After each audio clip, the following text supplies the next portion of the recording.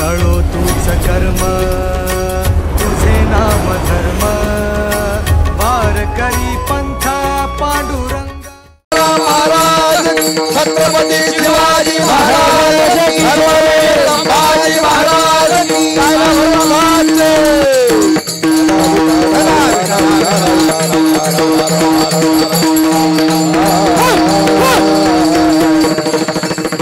विठ्ठल विठ्ठल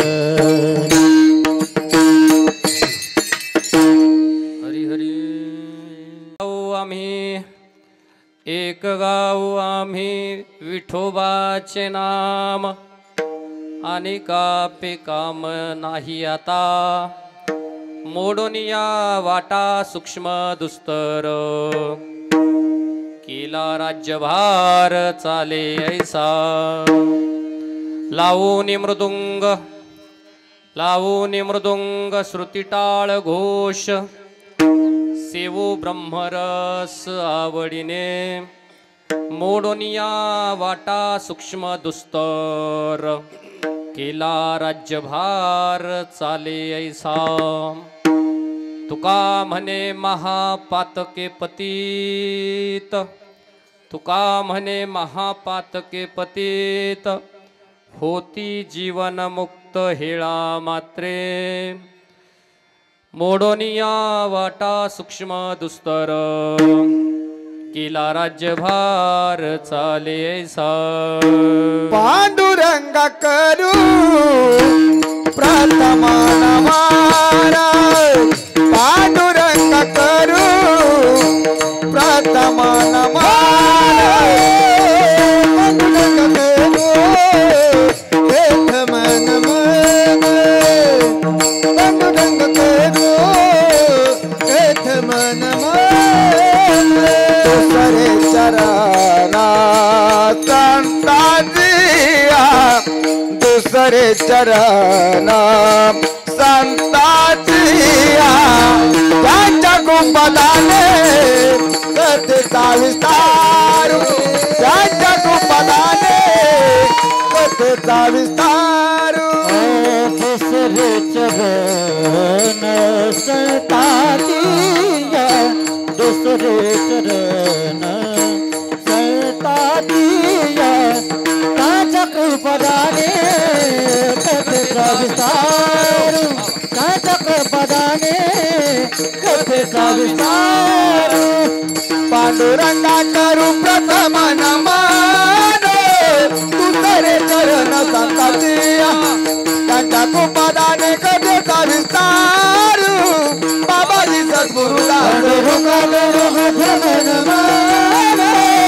दुसरे चरण संताजिया त्यांच्या गुंपदाने कथेचा विस्तार बाबाजी सद्गुरुदास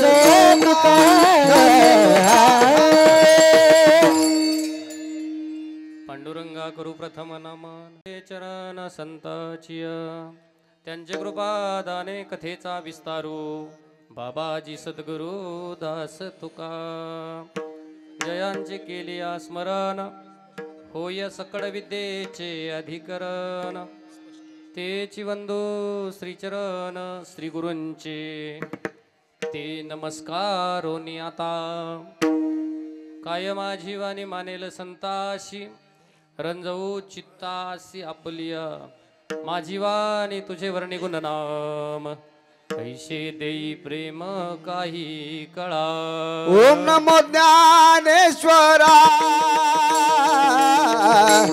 ओम नमो ज्ञानेश्वरा ओम नमो ज्ञानेश्वरा ओम नमो ज्ञानेश्वरा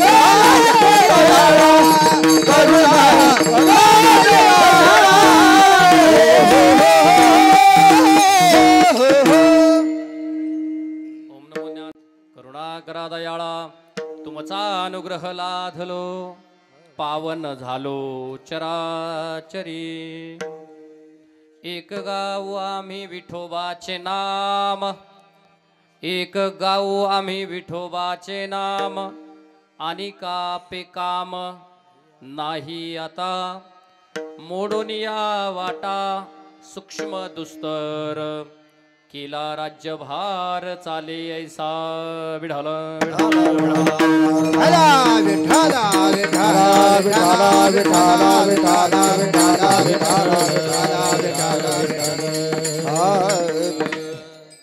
एक गाव आम्ही विठोबाचे नाम एक गाव आम्ही विठोबाचे नाम आणि कापे काम नाही आता मोडून या वाटा सूक्ष्म दुस्तर केला राज्यभार चालेसा प्रस्तुत प्राप्तस्थळी सेवेकरता निवडलेला अभंग महान भगवंत भक्त देहूचे सुप्रसिद्ध साधू वैराग्याची आगाध मूर्ती 375 ज्यांचा वैकुंठ गमन सोहळा या वर्षी नुकताच संपन्न झाला असे असणारे देहू निवासी जगद्वंदने जगद्गुरु तुकाराम महाराज यांचा 4 चरणाचा सगळ्यांच्या पाठांतराचा असणारा अभंग गेल्या 51 वर्षापासून या कडूस गावामध्ये चाललेला भगवान भैरवनाथाच्या कृपा आशीर्वादानं संपन्न होत असणारा या असणाऱ्या अखंड नामयज्ञ सोहळ्याच्या 3ऱ्या दिवसाच्या कीर्तन रूपी सेवेकरता घेतलेला आहे विठ्ठल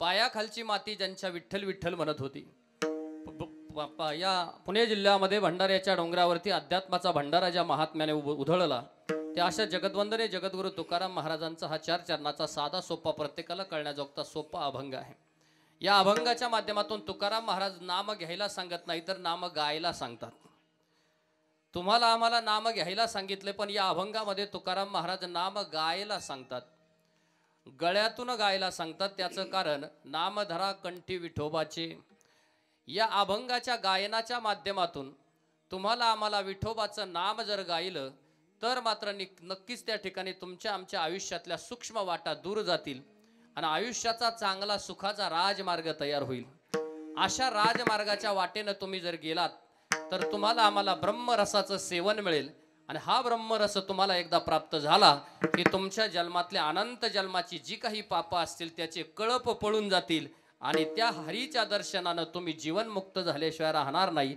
असा साधा सोपा अभंग कीर्तन सेवेकरता निवडलेला आहे विठ्ठल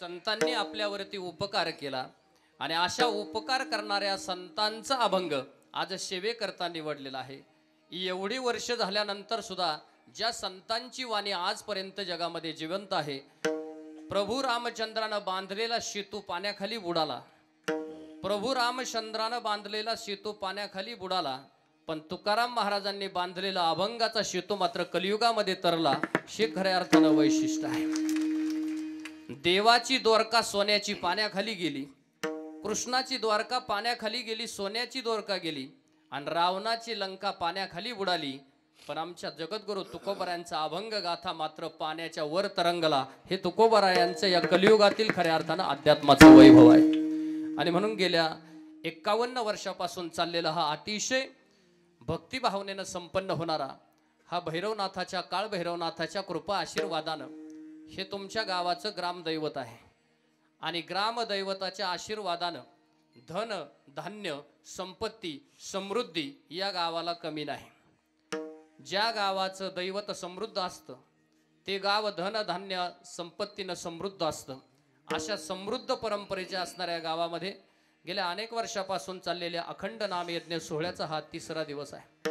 कार्यक्रमाच्या निमित्तानं आपल्या सर्वांच्या माध्यमातून या ठिकाणी येण्याचा योग आला, कारण तुम्ही माझे सगळे परिचयाचे आहात आणि परिचयाचे व्यक्ती असले की फारसा नाम उल्लेख करण्याचं फारसं काही कारण राहत नाही।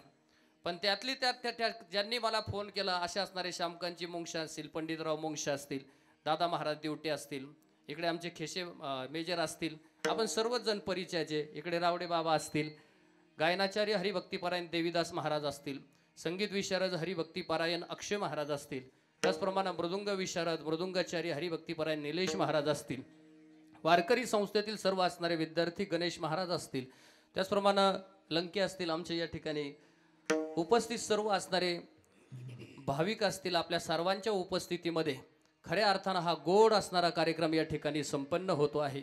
बसलेल्या माणसांनी थोडंसं चांगलं बसायचं, व्यवस्थित बसायचं, आनंदानं बसायचं, काही चिंता वगैरे करायची नाही, पाठीचा कणा अगदी ताट असला पाहिजे आणि एकदम फुलासारखं माणसानं हसत आणि टवटवीत बसलं पाहिजे, कारण देवाला फक्त फुलं आवडतात, ती पण सुकलेली आवडत नाही, टवटवीत आवडतात।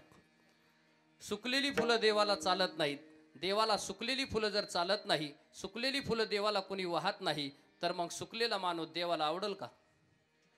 सुकलेला माणूस देवाला आवडणार नाही। म्हणून निदान आपल्या घरी नाही का, पण निदान कीर्तनाच्या मंडपामध्ये का होईना, पण आपण देवाच्या दारात न सुकता फुलासारखं आनंदाने बसलं पाहिजे, कारण तुम्ही मला काही देणार नाही, मी तुमचं काही देणार नाही, आपल्यामध्ये फक्त हे भजन आणि हरी कीर्तन आहे। म्हणून अशा परमात्म्याच्या दारात, देवाच्या दारात, विशेषतः कालभैरवनाथाच्या दारामध्ये अगदी आनंदानं आणि स्वच्छ मनानं त्या ठिकाणी बसलं की तुमच्या अंतकरणामध्ये परमात्म्याच्या भक्तीचा शिरकाव झाल्याशिवाय राहणार नाही। विठाला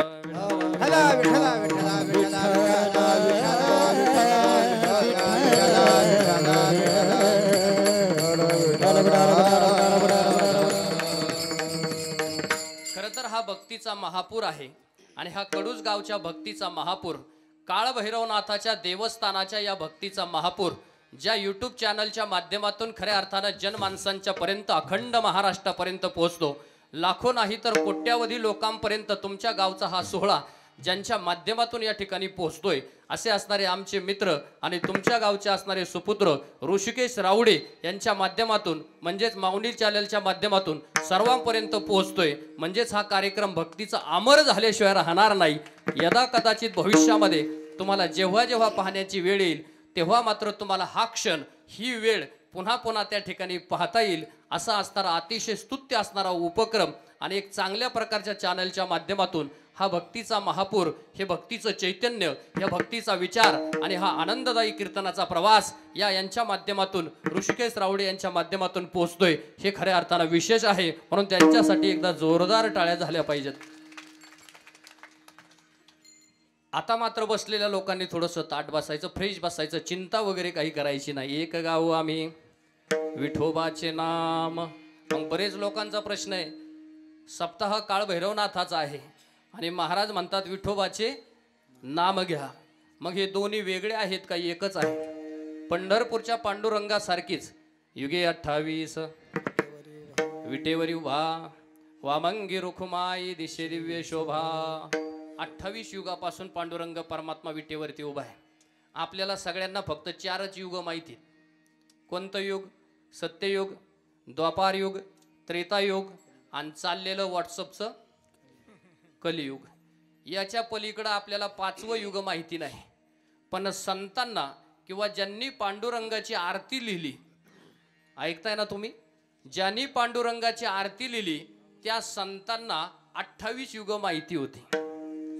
मग पांडुरंग परमात्म्याची आरती कुणी लिहिली? नामदेव महाराज पांडुरंग परमात्म्याचं वर्णन करतात, युगे 28 विटेवरी उभा, वामंगी रुखमाई दिशे दिव्य शोभा। एक सांगू का, कीर्तनाची देवता पांडुरंग परमात्मा आहे। कीर्तनाची देवता पांडुरंग परमात्मा आहे। वारकरी संप्रदायाचं आराध्य दैवत पांडुरंग परमात्मा आहे। कीर्तनाची परंपरा ज्या देवापासून सुरू होते ते दैवत म्हणजे पंढरीचा पांडुरंग आहे। तुमच्या गावाचं संरक्षण करणारी देवता, तुमच्या पाठीमागं आधार देणारी देवता, दुःखातून बाहेर काढणारी देवता भयापासून रक्षण करणारी देवता म्हणजे भैरवनाथ आहे. विठ्ठल विठ्ठल विठ्ठला विठ्ठला विठ्ठला विठ्ठला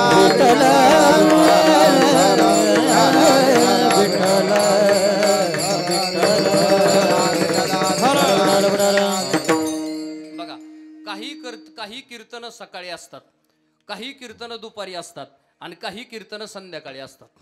मग सकाळी असणारं कीर्तन कोणतं, दुपारी असणारं कीर्तन कोणतं आणि वारकरी परंपरेचं नियमाचं असणारं कीर्तन कोणतं, ते संध्याकाळी असतं.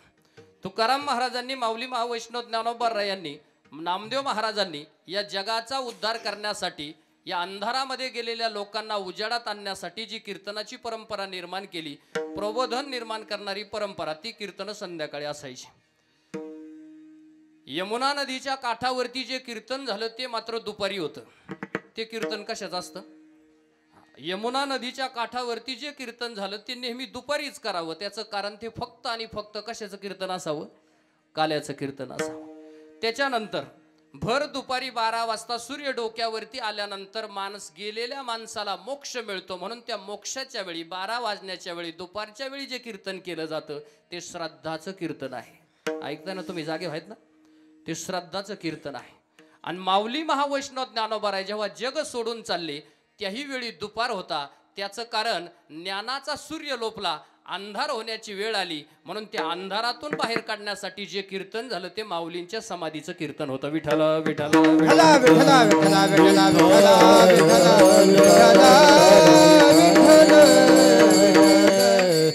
भगव्या रंगाची पताका, भगव्या रंगाची पताका घेऊन पंढरपूरच्या वाळवंटापासून नामदेव महाराज पंजाब पर्यंत गेले आणि पंजाब पर्यंत जाऊन वारकरी संप्रदायाचा ध्वजा तिथपर्यंत लावला. ही वारकरी संप्रदायाची नियमाची परंपरा आहे. वा म्हणजे वाट चुकणार नाही, र म्हणजे देवासाठी रडेल, क म्हणजे रुपया खिशात नसताना काही करील आणि री म्हणजे एक वेळ जगाची रीत चुकल, पण माझ्या पांडुरंगाच्या नामचिंतनाची रीत चुकणार नाही, तो म्हणजे वारकरी आहे. भगवत भक्तीमध्ये आनंद आहे, फक्त तुम्ही आनंदानं बसा. आनंदानं बसलं पाहिजे. आनंदाचे डोही आनंद तरंग, टाळ मृदुंगाचा जय घोष झाला की आपल्या अंतकरणामध्ये ब्रह्म नाचलं पाहिजे. एक सांगू का, कीर्तनामध्ये तुम्ही नाही नाचले तरी चालतं. पाठीमाग आवाज येतो का? पाठीमाग आवाज येतो का? शेवटपर्यंत हात वर करा बरं. कीर्तनामध्ये तुम्ही नाही नाचले तरी चालेल ना, हात नाही वर केला तरी चालेल. कीर्तनामध्ये तुम्ही नाही नाचले तरी चालेल, पण कीर्तनामध्ये तुमचं मन डोललं पाहिजे. मन देवाला आवडतं. शरीर नाही नाचलं तरी चालेल, पण मन हा मोगरा अर्पुन ईश्वरा पुनरुपी संसारा. महाराज म्हणतात, जो माणूस देवाचं नाम घेत नाही, जो माणूस धर्माचं पालन करत नाही, जो माणूस कीर्तनाला येत नाही, जो माणूस प्रवचनाला येत नाही, जो माणूस हरिपाठाला येत नाही, ज्याला देवा धर्माचं काही राहिलं नाही, महाराज म्हणतात त्या माणसाचं इथं काही काम.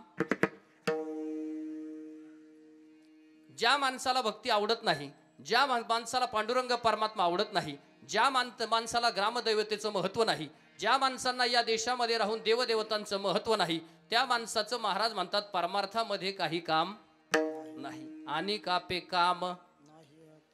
महाराज म्हटले अनिकांचे म्हणजे कोणाचे? अनिकांचे याचा अर्थ जे याच्यापासून दूर आहेत. इथं यायला ज्याला भीती वाटते, परमार्थामध्ये इथं यायला ज्याला भीती वाटते, तो माणूस खऱ्या अर्थानं महाराज म्हणतात तो आपल्या काही कामाचा नाही. मग इथे कामाचे कोणते माणसं आहेत? ज्याला इथं भगवंत भक्तीविषयीचा आदर आहे, ज्याला भगवंत भक्तीविषयीची आसक्ती आहे, ज्याला भगवंत भक्तीविषयी खऱ्या अर्थानं अंतकरणामध्ये प्रेम आहे, अशा व्यक्तीला तुकोबाराय त्या ठिकाणी नुसतं चांगलं म्हणत नाही, तर महाराज त्याच्या पाया पडतात. विठ्ठल विठ्ठल विठ्ठला विठ्ठला विठ्ठला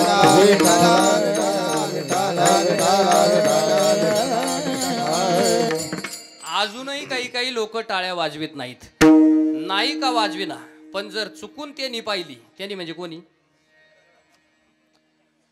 आता मी तर काही सगळ्यांकडे पाहू शकत नाही, तुम्ही टाळी वाजवता का नाही शेवटपर्यंत पाहू शकत नाही, पण तो पाहू शकतो का नाही? तो पाहू शकतो. त्यांनी जर चुकून पाहिलं बा माझ्या कीर्तनाचं गुणगान करताना, माझ्या हरिनामाचं गुणगान करताना याचा हात उचलत नाही, तर परमात्मा भविष्यामध्ये असा हात हलायला लावितो का पुन्हा तो त्या ठिकाणी उचलण्याच्या मनस्थितीत राहत नाही.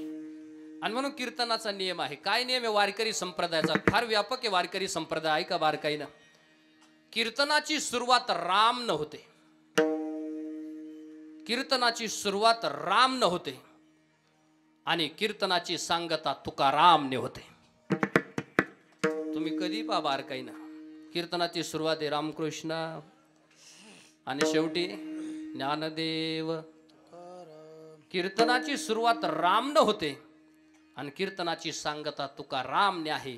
याचा अर्थ पहिलंही अक्षर राम आहे आणि अंताचं अक्षर शेवटचं सुद्धा अक्षर काय आहे? राम आहे. पहिलंही राम आहे आणि शेवटही राम आहे. मग महाराज म्हटले हे मधी काय आहे? म्हटले मधी हे पुराण आहे. मध्ये काय आहे? पुराण आहे. मग हे पुराण कदाचित आपल्या कामाला येणार नाही, पण मधलं पहिलं आणि शेवटचं जे मात्र आपल्या कामाला आल्याशिवाय राहणार नाही. मग त्या पहिल्या आणि शेवटच्या गोष्टीला आपण हजर पाहिजे. जो कोणी माणूस या पहिल्या प्रसंगाला आणि शेवटच्या प्रसंगाला, अशा दोन्ही प्रसंगाला कीर्तनामध्ये हजर होईल, परमात्मा त्याच्यावरती विशेष प्रकारे कृपा केल्याशिवाय राहणार नाही. विठ्ठल विठ्ठल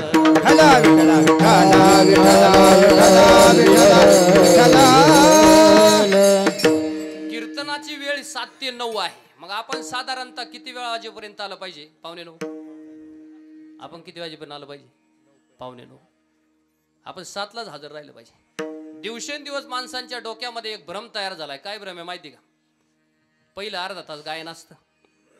महाराजांना उभं राहायला 10-5 मिनिटं लागतात आणि मग ते 10-5 मिनिटं असं धरून आपण पहिला अर्धा तास त्या ठिकाणी सपशेल टाळतो. पण एक सांगू का? देवाचं वर्णन, भगवंताच्या गुणाचं वर्णन जर सगळ्यात जर चांगलं जर कशामध्ये असेल तर ते फक्त आणि फक्त पहिल्या पंचपदीमध्ये आहे. याच्या पलीकडे जगातला कोणताच माणूस त्या अभंगा इतकं परमात्म्याचं वर्णन या जगामध्ये आजपर्यंत करू शकला नाही. एवढा परमात्म्याच्या गुणांचं वर्णन त्या पहिल्याच पंचपदीमध्ये आहे. याचा अर्थ आपण त्या पहिल्या क्षणाला हजर पाहिजे. म्हणून उद्यापासून येताना त्या पहिल्या क्षणाला जो साक्षीदार आहे त्याला कळेल की तो शेवटच्या क्षणाचा साक्षीदार आणि शेवटचा दिस कसा गोड होतो.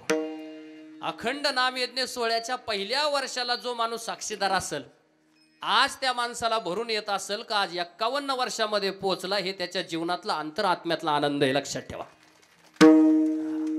पहिलं घटना ज्यानं पाहिली त्याला ती विशेष आनंद आहे आणि तो आनंद प्राप्त करण्यासाठी देवे दिला देह भजन गोमटा म्हणून अतिशय आनंदानं त्या परमात्म्याचं चिंतन आणि त्या परमात्म्याचं भजन केलं पाहिजे.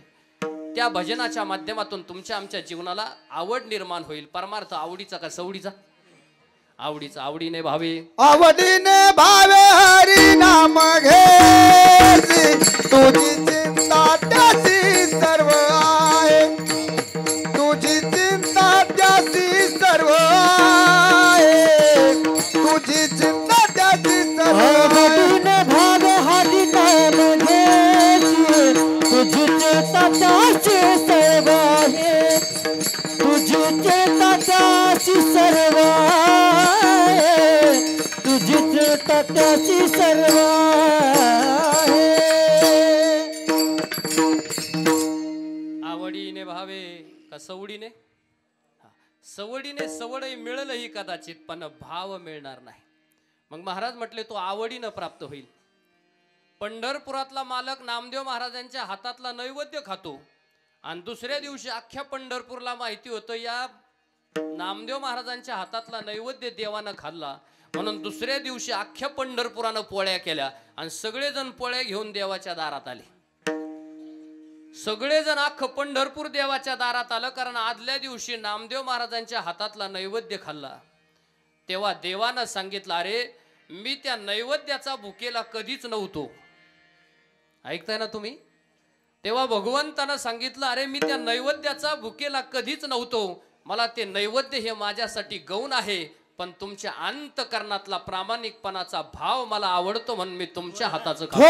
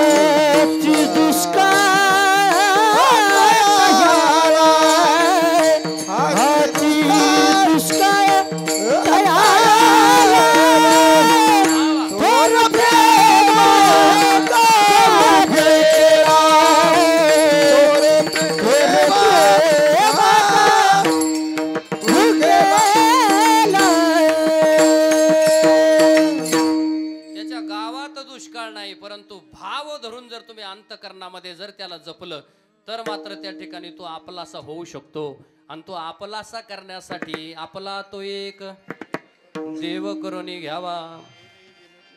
तो आपलासा देव केला पाहिजे. तो करण्यासाठी देवे दिला देह भजना गोमटा.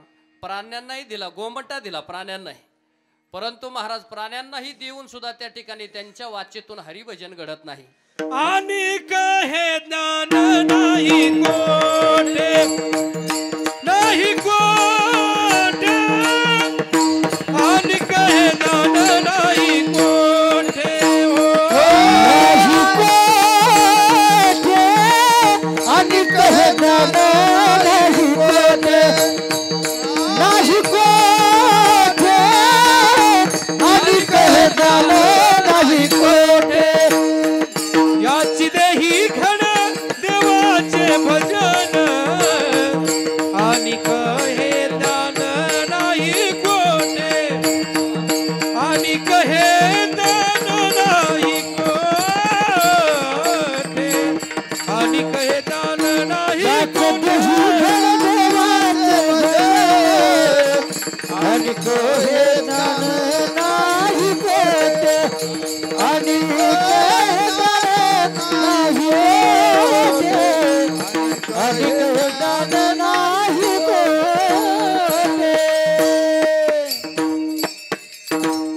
याच देही घडे देवाचे भजन आणि हे ज्ञान.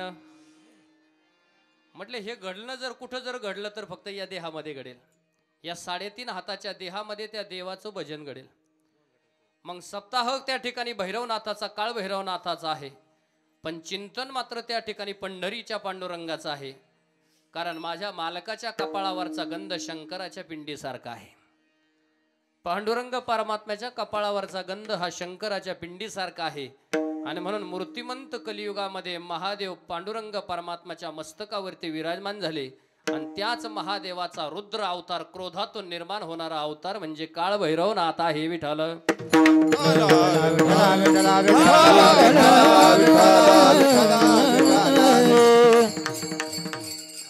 भगवान शिवशंकराचं 5 नंबरचं 5 क्रमांकाचं मुख जर कोणतं असेल तर ते काळ भैरवाचं.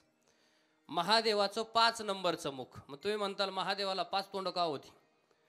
महादेवाचं 5 नंबरचं मुख आहे ते अतिशय उग्र आहे. ते उग्र आहे म्हणून त्याची साधना सुद्धा उग्र आहे. याची साधना सोपी नाही. त्याची साधना ही अतिशय उग्र आहे. कारण त्या साधनेचा कालावधी रात्रीचं 12 ते सकाळी 4 आहे. शे दैवत रात्री 12 वाजता बाहेर निघतं. साधं सोपं बाहेर निघत नाही. हत्तीचं कातड अंगावर घेऊन, हत्तीचं कातड अंगावरती घेऊन बाहेर निघतं. विचार करा, अशा माणसाची भेट रात्रीचं 2 वाजता आपली झाल्यावर आपला रामराम कसा असेल?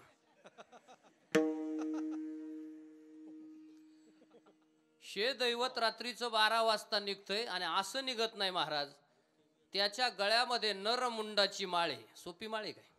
तुळशीची माळ, रुद्राक्षाची माळ तर आहेच, पण अशी माळ आहे महाराज जी माळ आजपर्यंत कोणी घातली? नरमुंडाची माळ आहे. मग कोणते नर आहेत? नर, वानर, यक्ष, गंधर्व, किन्नर, याच्या पलीकडचं कुणीच नाही. याच्यातलं कुणीच नाही. नर नाही, ऐकताय ना? नर नाही, वानर नाही, यक्ष नाही, गंधर्व नाही, किन्नर नाही. ज्यांनी ज्यांनी ज्यांनी ज्यांनी अधर्माचा मार्ग धरला, ज्यांनी ज्यांनी धर्म नष्ट केला, ज्यांनी ज्यांनी इतरांच्या जीवनामध्ये दुःख निर्माण केलं, अशा नरांची माळ या भैरवनाथाच्या गळ्यामध्ये आहे. विठ्ठल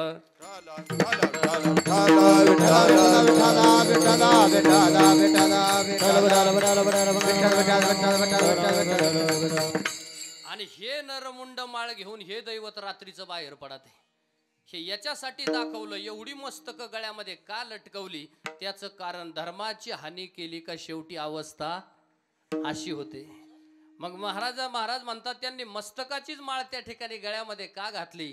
त्याचं एकमेव कारण आहे, अरे शरीराचा त्याग केलाय, परंतु आता तरी का होईना शेवटच्या क्षणी जे मस्तक शिल्लक राहिले त्या मस्तकातल्या मुखातून शेवटला का होईना नाव तयार होईल, नाम घेता येईल. म्हणून त्याच्यासाठी ही नरमुंड माळ या देवानं आपल्या गळ्यामध्ये घातली. विठ्ठल विठ्ठल विठ्ठला विठ्ठला विठ्ठला विठ्ठला विठ्ठला विठ्ठला विठ्ठला विठ्ठला विठ्ठला विठ्ठला. आपत्तीपासून दुःखापासून संरक्षण करणारा हा देव आहे. एक सांगू का, या देवाच्या जवळ कधी वाघ येत नाही. या देवाच्या जवळ कधी वाघ फिरकत नाही. कारण जंगलामधला राजा असून सुद्धा जंगलाचा हा राजा फक्त हत्तीला घाबरतो. कोणाला घाबरतो? हत्तीला घाबरतो.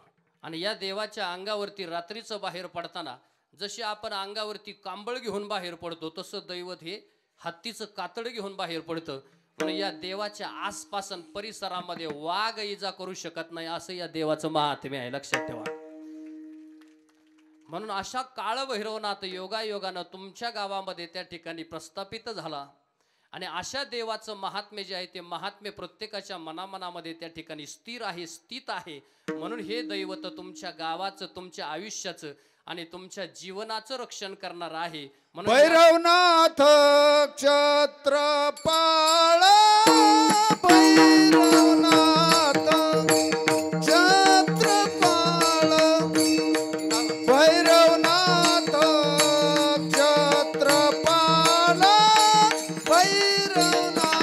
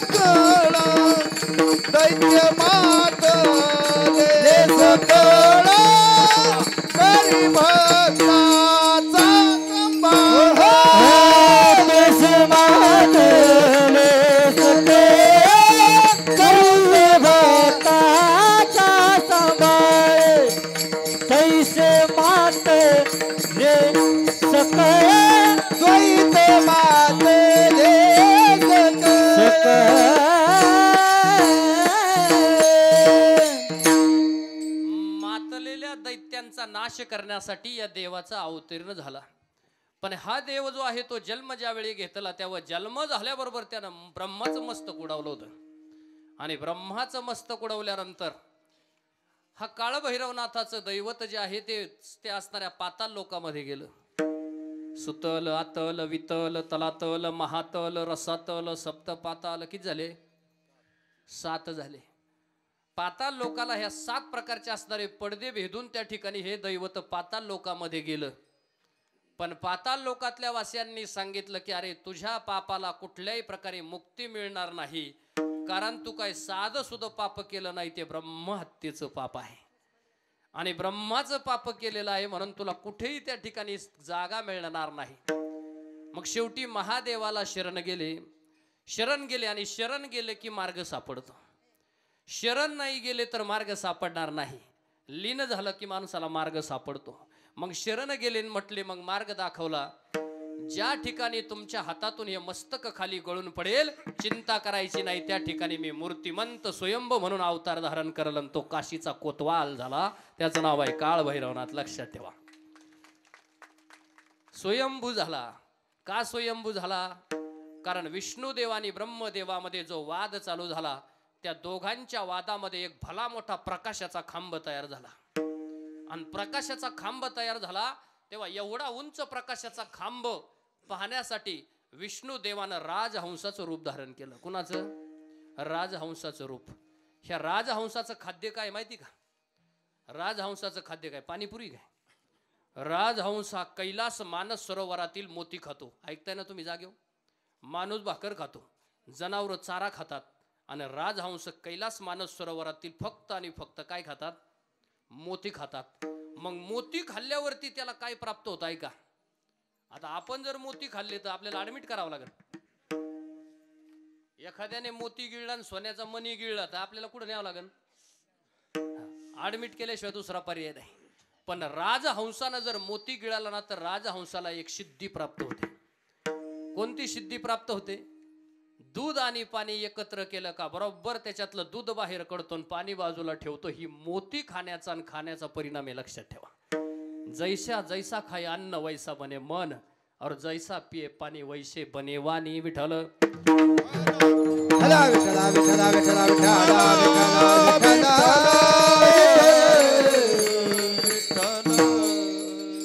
मग असं जे खाणं आहे ते असं खाणं त्या राजहंसाचं आहे. मग विष्णुदेवानं राजहंसाचं रूप घेतलं आणि उंचच उंच गेले. पण त्या प्रकाशाचा जो खांब आहे तो खांब संपायला तयार नाही. फार सगळी ब्रह्मांड पूर्ण झाली पण त्या ब्रह्मांडाच्या पलीकडे त्या उभा खांब प्रकाशाचा सापडायला तयार नाही. त्याचा अंत सापडला नाही. तो उंच किती आहे. मग शेवटी असणाऱ्या ब्रह्मदेव विष्णुदेवानं कश्याचं रूप धारण केलं आणि कश्य रूप घेऊन त्या ठिकाणी पाताळ लोकामध्ये गेलं. पण तरी सुद्धा त्या प्रकाश रूपी खांबाचा अंत सापडला नाही.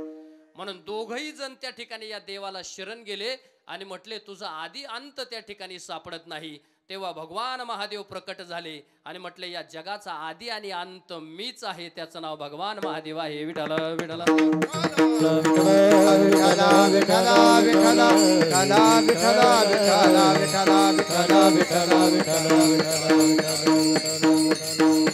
आदी अंत जर तू असेल तर त्याच्या नावाचं स्मरण केलं पाहिजे अभंगाच्या पहिल्या चरणात. एक भगवानी विठोबाचे नाम एक भगवानी विठोबाचे नाम एक भगवानी विठोबाचे नाम एक भगवानी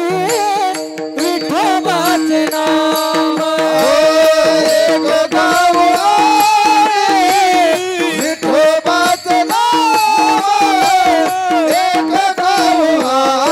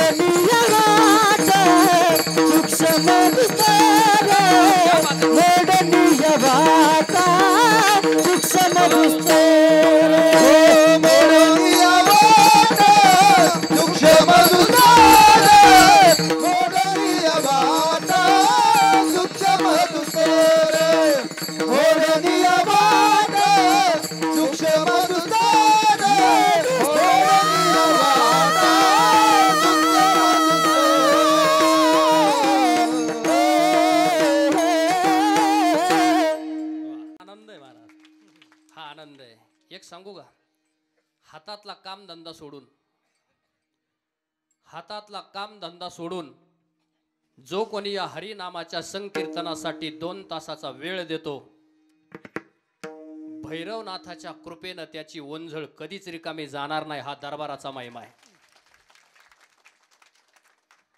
आणि अजून सांगतो, जो कोणी त्याच्यासाठी वेळ देतो, परमात्मा त्याच्यावरती वेळ येऊन देत नाही. जो त्याच्यासाठी वेळ देतो, भगवंत त्याच्यावरती वेळ येऊन देत नाही. आणि मग तुम्ही म्हटले आम्ही त्याच्यासाठी वेळ दिला नाही ना, आता आमच्या वेळ आली. महाराज म्हटले आता त्या वेळेला तुम्ही तुमचंच पाहायचं. पण सांगायचं तात्पर्य एवढंच आहे, आधी त्याच्यासाठी द्यावं लागतं, तेव्हा तो परमात्मा त्या ठिकाणी दिल्याशिवाय राहणार नाही. व्यवहारच देण्या घेण्याचा आहे, त्याच्याशिवाय हे चालत नाही. मग मला सगळ्या लोकांनी हात वर करून सांगा, 365 दिवस दररोज या देवाचं दर्शन घेणारे हात वर करा बरं एकदा. बघा आता बाबा बाबा किती गर्दी. 365 दिवस या देवाचं नित्य नियमानं दर्शन घेणारे हात वर करा बरं एकदा. बघा आता गर्दीच मावा ना, मला हात मोजता येणार. आता ऐका, तुम्हाला पर्याय सांगतो. तुम्ही सगळे काय मंदिराच्या जवळ राहत नाही. आता बरं झालं, तुम्ही काय सगळे मंदिराच्या जवळ राहत नाही. चला एकातून सुटले तुम्ही. पण तुम्ही ज्या ठिकाणी राहता तिथून नित्य या देवाचं स्मरण करू शकता का नाही? बरं जाऊ दे, आज सप्त्याचा कितवा दिवस आहे? 3रा आहे. आज सप्त्यामध्ये गेल्या 3 दिवसामध्ये या काळभैरवनाथाचं दर्शन घेणारे 3 दिवस ज्यांनी दर्शन घेतलं हात वर करावं. बाबा बाबा,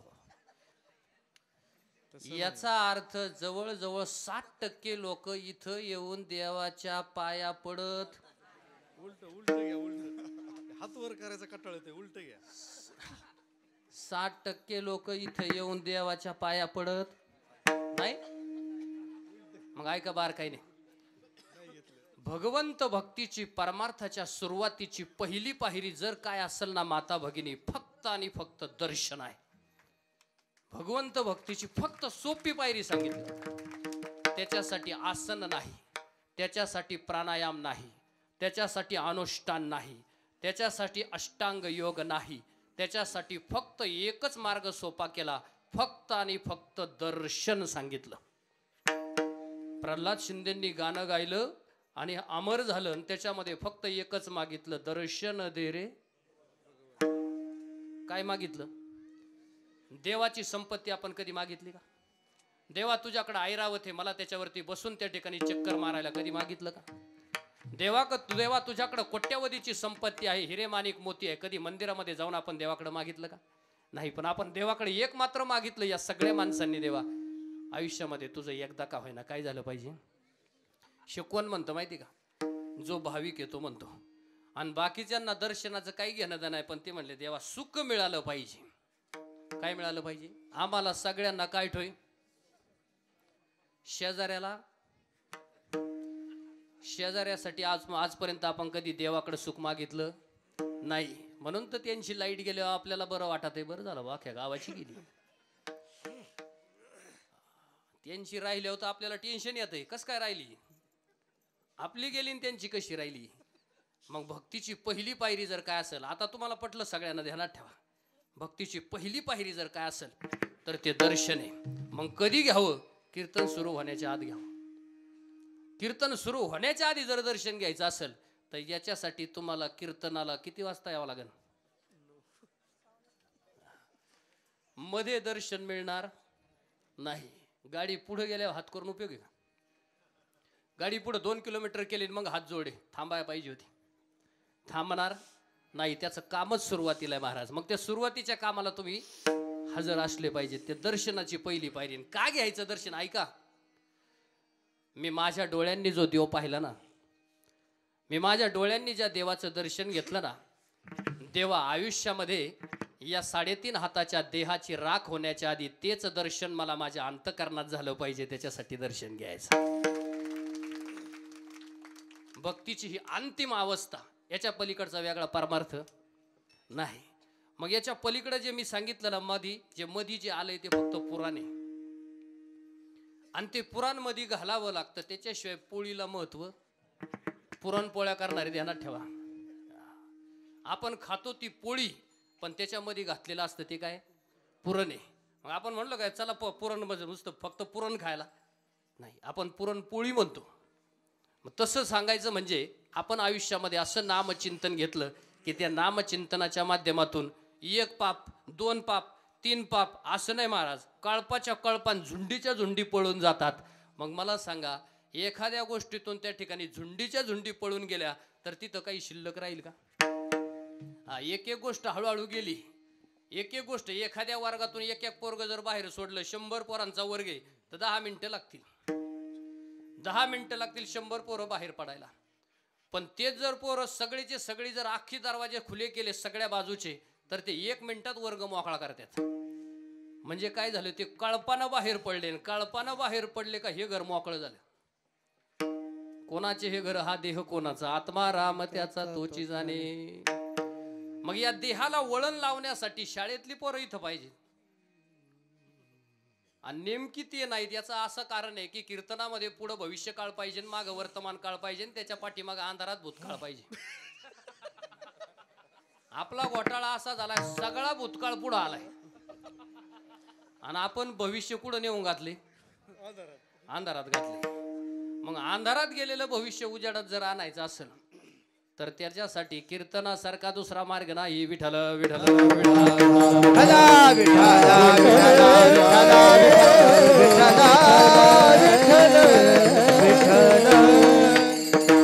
त्याच्यात त्यांचा दोष नाही. त्याला घरीनच सांगितलेलं आहे कीर्तन संपल्याबरोबर त्या ठिकाणी आपल्याला बसायचे. बसायचे म्हणजे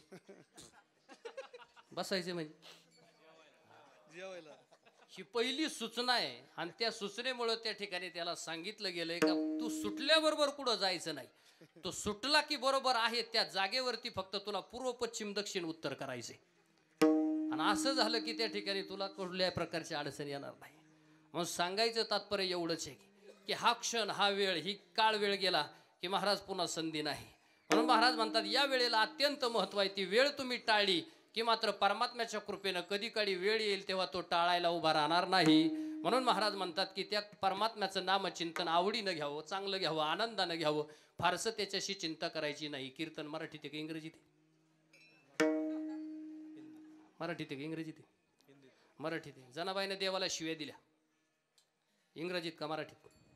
मराठीत. अरे अरे विठ्या एवढ्या प्रेमाने दिल्या की म्हटले अरे माझ्या नावाला मला असं कोणी म्हटलंच नव्हतं. म्हटले सारे विठोबाच म्हणतात, मला सगळे विठोबाच म्हणतात, सगळे पांडुरंगच म्हणतात, कारण भीती ना देवाची. पण अशी एक महिला झाली म्हटली त्या विठोबाचं आणि त्या असणाऱ्या पांडुरंगाचं नाव. पण जसं लहान बालकाचं आपण मूळ नाव न घेता त्याचं अर्धच नाव घेतो तसं अर्ध नाव घेतलं.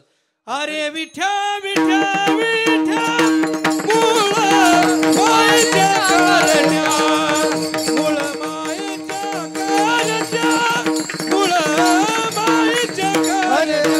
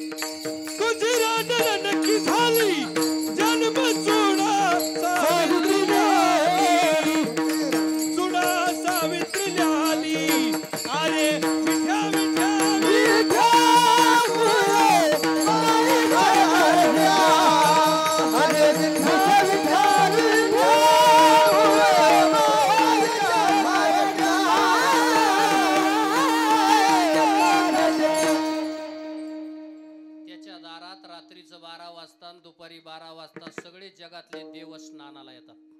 कोणाच्या दारात? त्याच्या दारामध्ये जगातले सगळे तीर्थ रात्रीचं 12ला आणि दुपारच्या 12ला स्नानाला जातात. मग 2-4 लोक म्हणले यंदा पाऊस ज्यादा झालाय, मग तिथं जाऊन स्नान करण्यापेक्षा इथं जर वाढायला आंघोळ जर केली, पाणी तर इथं एकच आहे.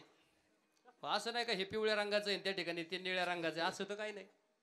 मग माणूस डोकं लावायला सगळ्यात जर हुशार जर कोण असेल तर माणूस प्राणी महाराज. नाही माणसा इतका डोकं कोणी लावू शकत नाही. ते म्हणले आकाशातून पडणारं पाणी पंढरपुरातही सारखं आहे, इथंही पडलं ते सारखंच आहे. मग पंढरपुराला लाख लोकांच्या गर्दीत जाण्यापेक्षा तिथं आपल्याला जर त्या ठिकाणी धक्काबुक्की होण्यापेक्षा इथं जे वाढ्याला चाललंय तिथं जर आपण आंघोळ केली तर जमणार नाही का? मग त्याला तुकोबरायांचं प्रमाण दिलं आणि ते काळजीपूर्वक प्रमाण दिलं. चंद्रभागे स्नान तुका मागे हेची दान. महाराज म्हटले अरे त्या पाण्याला महत्व, हे पाणी ते पाणी दिसायला तर सारखंच आहे, पण ते ज्याच्या दारात वाहतोय तो काय साधा सोपा आहे काय? अरे आपल्या दारातून वाहणाऱ्या पाण्याला गटार म्हणतात,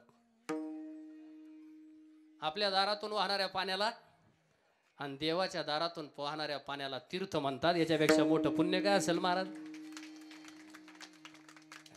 घरी खाल्ली ती भाकरच असते, घरी खाल्ली ती भाकर असते, ज्वारीची असो बाजरीची असो नाही तर चपाती असो, पण तीच जर भाकरी तर हरीच्या मंडपामध्ये येऊन सोडली तर त्याला महाप्रसाद म्हणतात. ध्यानात ठेवा, जागेचा फरक आहे का नाही? जागेचा फरक आहे. आणि म्हणून कीर्तन संपल्याबरोबर या जागेच्या पाया पडून जायचं. इथं आमच्या नाही पडलं तरी चालेल, पण जिथं वारकरी जागेवरती उभे त्या वारकऱ्यांचं दर्शन घ्यावं. हे तुमचं दर्शन घडलं तरी तुमचे जीवनातले दुःख लयाला जातात, कुणाच्या जीवनातल्या अडचणी संपून जातात, कुणाच्या जीवनातले संकल्प सिद्धीला जातात. जे मनोमन प्रयत्न करत होता की देवा आज कीर्तनामध्ये गेलं ना तर माझ्या जीवनातलं दुःख कमी होईल, माझ्या जीवनातल्या अनंत अडचणी संपून जातील, यदा कदाचित त्या नकळत त्या माणसाच्या जीवनातली दुःख संपून जातील आणि त्याच्या आयुष्याला वाट सापेल. असा कीर्तनाचा महिमा आहे. विठ्ठल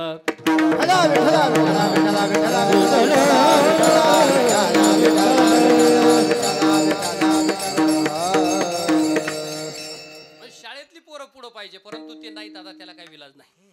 पण हे मराठी भाषेमध्ये सोपं आहे. माझ्या मराठीची बोलू कौतुके. सगळ्यात सोपं जर कोणतं असेल तर ते मराठी भाषेमध्ये कळायला सोपं आहे. अवघड असं काहीच नाही. मराठी भाषा कळायला अगदी सोपी आहे, एकदम कळायला सोपी आहे. शाळेतल्या पोराला शिक्षकानं सांगितलं मी तुला जर छडी दिली तर या वाक्याचा भविष्यकाळ होईल. काय होईल बरं? त्याचा भविष्यकाळ असा होतो, मी तुला जर छडी दिली तर त्याचा भविष्यकाळ आहे की मी तुला छडी देईल. अजून दिली का? नाही. त्याचा भविष्यकाळ असा आहे की मी तुला छडी देईल.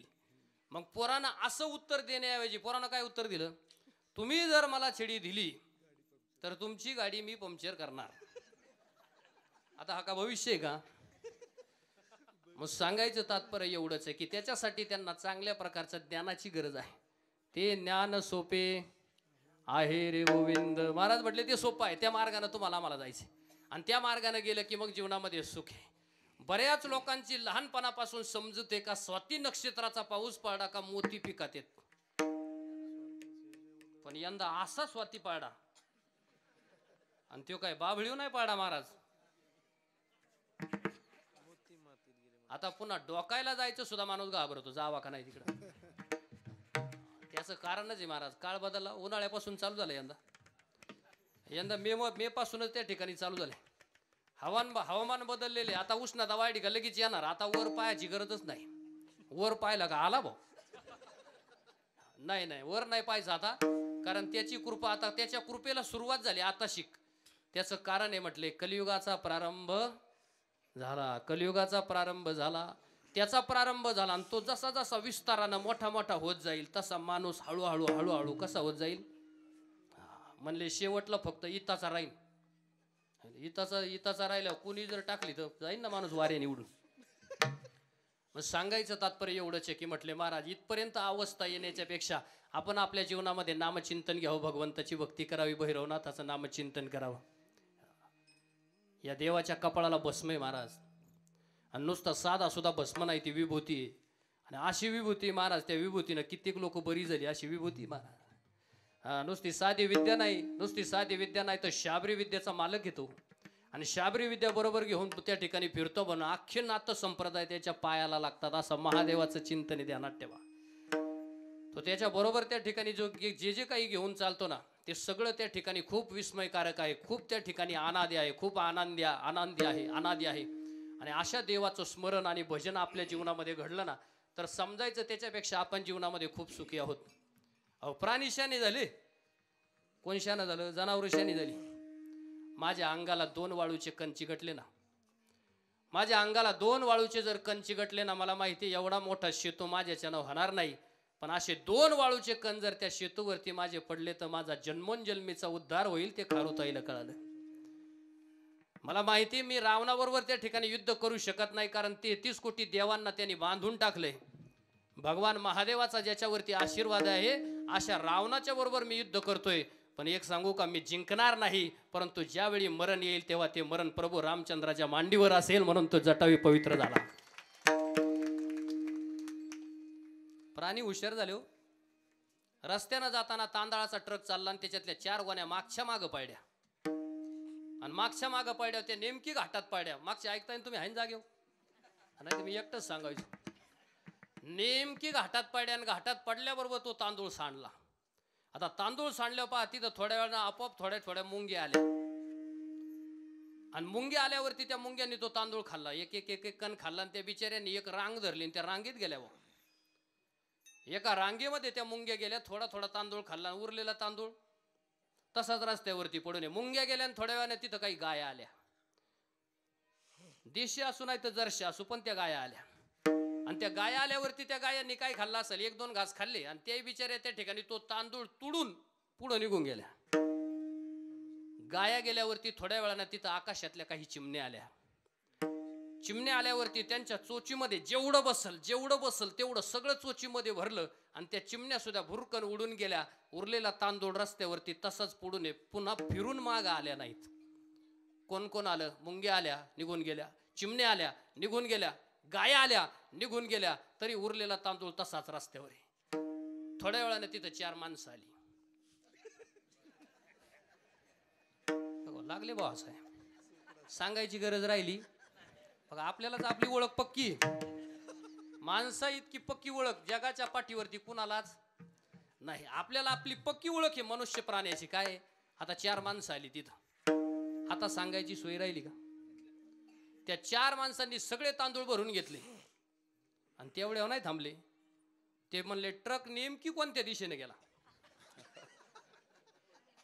म्हणजे जर पुढच्या घाटाला जर पडलेले असले तर आम्हाला मग तिथं गाडी करून जायला.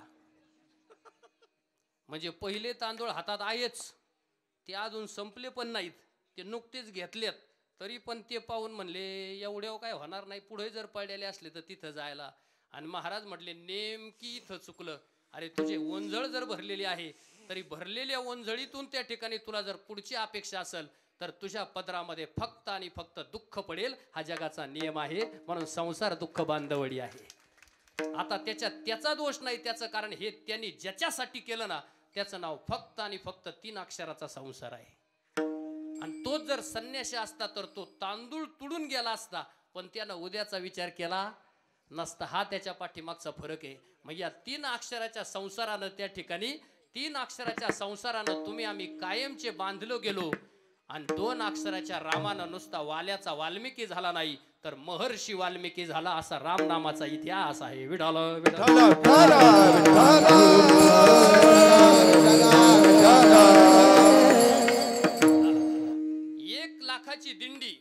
1 लाखाची दिंडी रस्त्यानं चालली, तर त्या रस्त्या चालणाऱ्या दिंडीला रस्ता छोटा पाहिजे का मोठा पाहिजे? गावातल्या गल्लीत 1.5 लाखाची दिंडी बसल का? गावातल्या गल्लीमध्ये 1.5 लाखाची, समजा इथला हा इमधला मार्ग आहे, इथून कोट्यवधीची लाखोची दिंडी एकाच वेळी बसल का? बसणार नाही. मग जेवढे छोटे मार्ग आहेत ना, जेवढ्या श्रद्धा अंधश्रद्धा आहेत ना, या सगळ्या संतांनी त्या ठिकाणी बाजूला केल्या. आणि एखाद्या राजाचा राज दरबार चालल्यानंतर हत्तीदळ, घोडदळ, पायदळ त्याचा असणारा राज परिवारासाठी जसा मोठा रस्ता लागतो,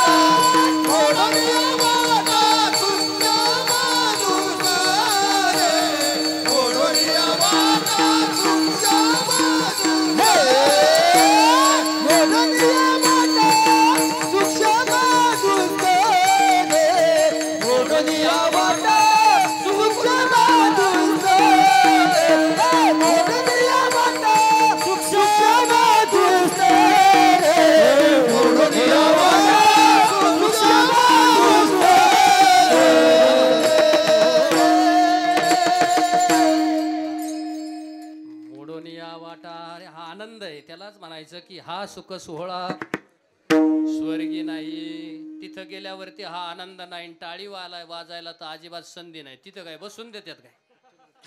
तिथं काय बसून देतात? तिथं काय बसाय बोलावलंय का वर? नाही नाही नाही. महाराज म्हटले अरे ज्या क्षणाला तुम्ही त्या ठिकाणी तिथं गेले ना तर तुमचं येणं जाणं सगळं संपलं आणि तिथं टाळी वाजवायला काय तुम्हाला बसूनच देणार नाही, तापलेली कढई. म्हणून महाराज म्हटले तिथं जाण्याच्या पेक्षा हा भूवैकुंठातला आनंदमय सोहळा ज्यानं ज्यानं आपल्या अंतकरणामध्ये साठवला तो जीवनमुक्त झाला. आणि तो जीवनमुक्त होण्यासाठीच खऱ्या अर्थानं हा सोहळा आहे, हा गोड सोहळा आहे. त्या माध्यमातून खऱ्या अर्थानं आपलं जीवन सुखी केलं पाहिजे. ह्या दैवताला बघा, रात्रीचं बाहेर पडणारे प्राणी आणि दिवसा बाहेर पडणारे प्राणी याच्यामध्ये सगळ्यात घातक कोणचे बरं? जे रात्रीचं बाहेर पडतात ते दुपारी बाहेर पडणाऱ्या प्राण्यांच्या पेक्षा जास्त घातक आहेत. मग कोणते असो बघा, काही प्राणी आणि पक्षी फक्त रात्रीचंच बाहेर निघतात आणि काही उजाडात बाहेर निघतात. आणि काही पशु पक्ष्यांना आणि काही प्राण्यांना दिवसाचा उजेड जमत नाही, म्हणजे त्यांना सूर्य चालत नाही. जे सूर्याच्या उजेडात बाहेर निघत नाहीत पण रात्रीच्या अंधारात बाहेर निघतात ते दुपारच्या प्राण्यांच्या पेक्षा अतिशय घातक असतात. मग महाराज म्हणतात अशा घातकांपासून संरक्षण करणारा हा वेताळांचा राजा तुमच्या पाठीमाग आहे. हा वेताळांचा राजा तुमच्या पाठीमाग आहे. म्हणून तुमच्या केसालाही धक्का लावण्याची ताकद नाही, एवढं नामस्मरणाचं महत्व आहे. म्हणून त्याचं नामचिंतन केलं पाहिजे. सूर्याचा अस्त झाला की मग त्या ठिकाणी तुमच्या आमच्यावरती येणारं संकट या नामच्या चिंतनानं दूर होतं. या नामचिंतनाचं महत्व आहे. म्हणून भैरवाचं नाव घेतलं तरी भयापासून तुम्ही आम्ही दूर जाता. गळ्यामध्ये रुद्राक्ष, नरमुंडमाळ, पायामध्ये त्या ठिकाणी असा खणखणाट, चालल्यामध्ये ढब आहे, वजनदारपणा आहे. साधं सुद्धा हे दैवत नाही, ते उग्र आहे. आणि एक सांगू का, या देवाचे डोळे लाल आहेत. या देवाचे डोळे लाल आहेत त्याचं कारणच आहे त्याचा जन्मच रागातून झालाय. आणि माणसाला राग आला का त्याचं रक्त पहिल्यांदी कशात उतरत? डोळ्यात उतरत. डोळ्यात रक्त उतरल्याशिवाय तो रागच नाही. महाराज आपले राग किरकोळ आहेत. अरे राग आला तर त्या ठिकाणी पर्वत उचलण्याची ताकद होती हनुमंतरायाची. आपण काय करतो, राग आल्यावर फक्त घराच्या बाहेर निघतो. बघा आपला राग. अरे राग आला ना तर त्या ठिकाणी ते असणारी सगळी सोन्याची त्या ठिकाणी लंका जाळून टाकली होती त्या असणाऱ्या हनुमंतरायानं. रागाचं महत्व बघा काय. राग आला तर त्या ठिकाणी या सगळ्या वेताळांना बरोबर घेऊन त्या ठिकाणी महादेवाला त्या ठिकाणी मदत करण्यासाठी पुत्रकामेष्टी नावाच्या यज्ञामध्ये, दक्ष राजाच्या यज्ञामध्ये हा सगळे वेताळ आले होते देवाक. आणि सतीनं बिचारीनं त्या असणाऱ्या अग्निकुंडामध्ये उडी मारली ना, अग्निकुंडामध्ये उडी मारली, देहांत झाला. भगवान महादेवाला राग आला. बघा देवाचा राग काय असतोय. भगवान महादेवाला राग आला आणि सतीचं शरीर उचललं, देह उचलला आणि खांद्यावरती घेतला. आणि खांद्यावरती घेतल्यानंतर महादेव सगळ्या ब्रह्मांडामध्ये फिरू लागले.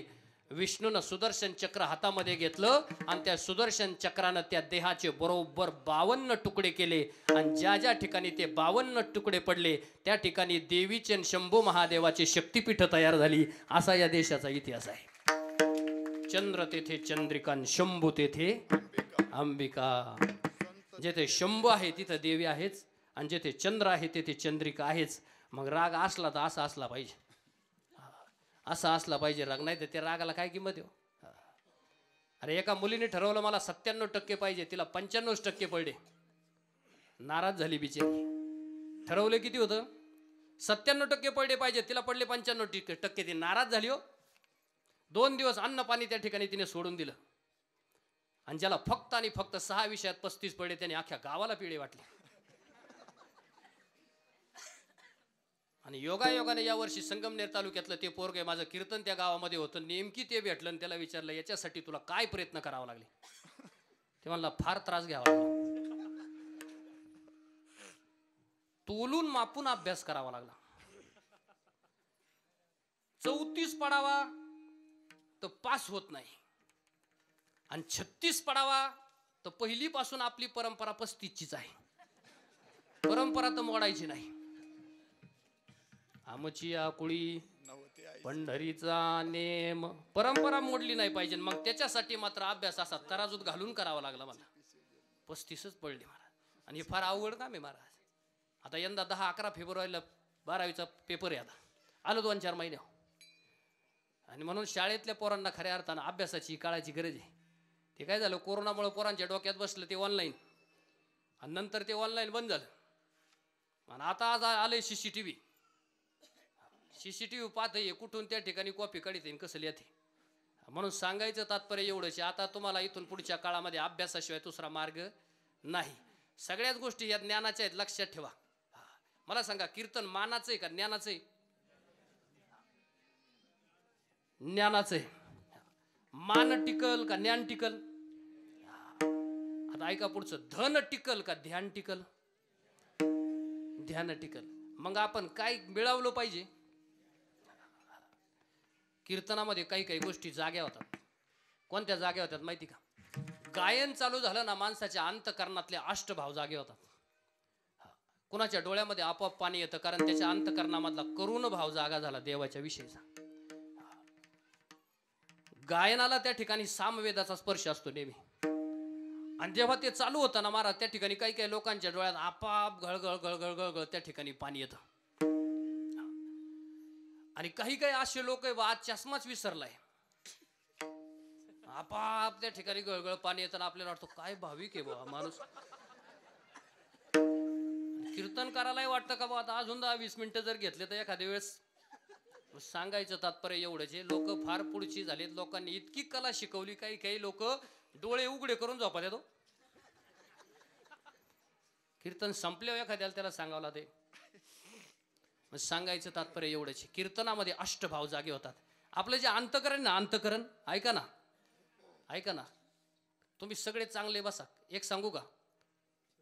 काळजीत बसण्यापेक्षा काळजात बसलं पाहिजे, हे महत्वाचं आहे. काळजी तर कोणालाही करता येते, काळजी तर कुणालाही करता येते, काळजात बसणं फार अवघड आहे. आणि जो कोणी देवाच्या काळजात बसला ना महाराज, परमात्मा त्याचं नाव आपल्या नावाच्या आधी लावितोय. जो कोणी काळजात बसला, परमात्मा त्याच्या नावाच्या आधी, देवाच्या नावाच्या आधी, त्या जो काळजात बसलाय त्याचं नाव लावलं, नाव पुंडलिक झालं. कीर्तनामध्ये अष्टभाव जागे असतात. त्याच्यातला एक जरी भाव जागा झाला ना तरी समजायचं हे सार्थक झालं. आणि काही गोष्टी जाग्या करायच्या नाहीत. झाडाखाली वाघ झोपलाय आणि झोपलेल्या वाघाच्या जवळून एक कुत्रं चाललं. वाघ झोपलेला आहे आणि असं झोपलेल्या वाघावरती तिथून चाललेलं कुत्रं मोठ्याने त्याच्यावर भुकलं. वाघ जागा झाला. बरं, वाघ जागा झाल्यावर कुत्रं राहिलं नाही. मला एक सांगा, जाग करायची काही गरज आहे का? बरं, तो जागा असता तर ठीक आहे, पण तो झोपलेला आहे. हे झोपल्याला त्याच्यावर जाऊन भुकलं आणि झोपल्यावर त्या ठिकाणी भुकल्याला म्हटल्यावर तो वाघच आहे, ते उठला. उठल्यावर पुन्हा भुकायचंच बंद झालं. मग रस्त्यानं 2-4 लोक चालले होते. ते म्हटले याला भुकायची गरज काय होती? कोणाला आहे जागे? म्हणले याला भुकायची गरज काय होती? तर त्याच्यातला एक जुना वृद्ध झालेला माणूस वृद्ध केव्हा होतो माहिती का?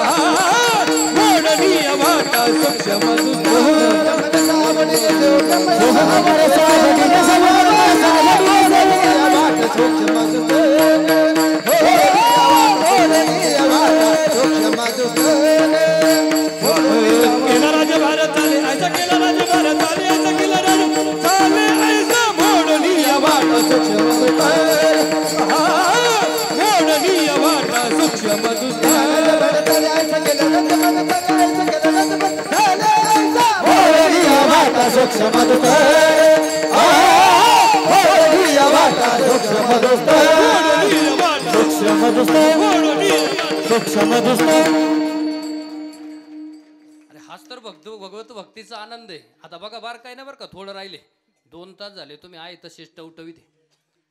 आणि हेच तर देवाला आवडतं, याच्यापेक्षा वेगळं काय महाराज. हा जीवनातला आनंद आहे. तो आनंद ज्याला ज्याला ज्याला कळला ना महाराज, त्याला फ्रीज फुटलं काय आणि काचेचा ग्लास फुटला काय काय फरक पडत नाही. अरे काचेचा ग्लास फुटला तरी माणूस 2 दिवस डोक्याला हात लावून बसला. काचच आहे आणि 3.5 हाताचं जाणार आहे त्याचा मात्र विचार काही नाही. हे काचाचं फुटलंय 2 दिवस त्या ठिकाणी चिंता केली. आता बारकाईनं त्या ठिकाणी आहे का महाराज म्हटले सेवू ब्रह्मरस का जेऊ ब्रह्मरस. आता फरक आहे बरं. सेवू ब्रह्मरस, काही काही गोष्टीचं सेवन करावं, काही काही गोष्टीचं जेवण करावं. भाजी भाकरी असेल तर जेवण करावं, मिठाचं जेवण करावं का सेवन करावं. माता भगिनी, भाजी भाकरी असेल, आमटी असेल, आमटीचा बेत असेल, आण्याची आमटी असेल, काय असेल त्याचं सपाटून, आणि मिठाचं काय सेवन म्हणजे नाम मात्र आहे. त्या गोष्टी जेवणाच्या प्रकारात येत नाहीत. आणि जेवण झाल्यावर बडीशेपाचं